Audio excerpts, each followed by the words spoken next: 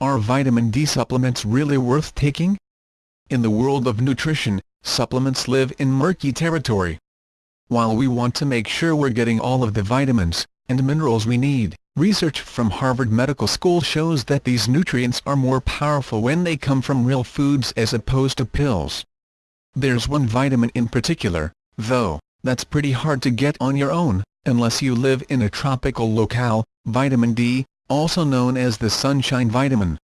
Here's why vitamin D is so important and what you need to know about supplementing. The benefits of vitamin D.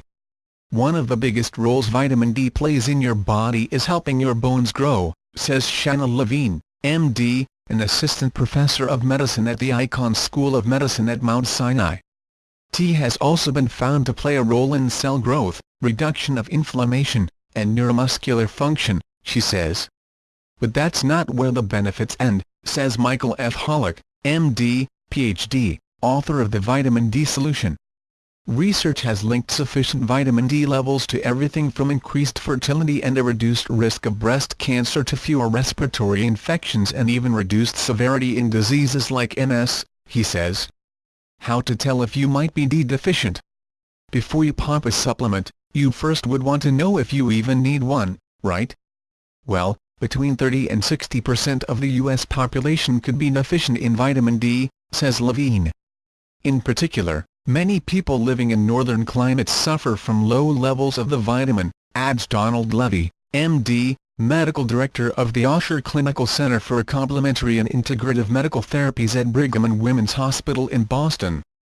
Your body creates vitamin D when exposed to UVB rays from the sun. If you live north of Atlanta, due to the way the sun is positioned, that only happens between April and October, says Hollick. Certain people are more susceptible to deficiencies, too. If you have dark skin, your body doesn't synthesize as much of the vitamin, putting you at risk for low levels, says Levine. Obese people can also be 2 or 3 times more likely to suffer from deficiencies, as vitamin D is fat-soluble, says Hollick. Pregnant women are at high risk as well. Babies put increased demands on your body, so you may need to consume more of the vitamin to ensure you're getting enough. But you won't really know that you're deficient unless you get tested. ND vitamin D screenings aren't exactly standard. That said, if you think your levels are lagging, being super drained and experiencing aches and pains are both signs you could be in need of D, it's reasonable to consider the blood test. Just go in the winter, when your levels are most likely to be low, says Levine. If you are indeed deficient, your doc may prescribe 1,000 to 2,000 international units IUs a day or more, depending on your levels, she says. So, should you actually take a supplement? In the scientific community, whether or not we all need a daily supplement of D is a controversial question that depends on a lot of different factors. Research supports both sides, as do experts. Hollick says, absolutely, positively yes, we all should supplement. The National Institutes of Health recommends the average person get 600 IUs a day.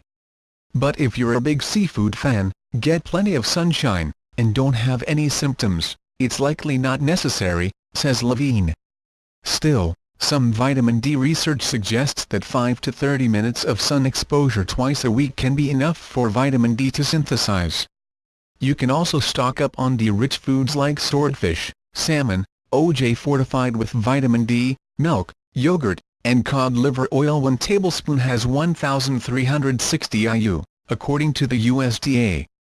The bottom line: listen to your body and consider all of the factors that impact your D levels to begin with, including your location, skin type, sun exposure, and diet. If you're really unsure, or if you're pregnant or have symptoms that indicate a deficiency, talk to your doctor. People who are deficient should supplement, but knowing your levels and addressing any issues head-on is always better than playing a guessing game when it comes to your health.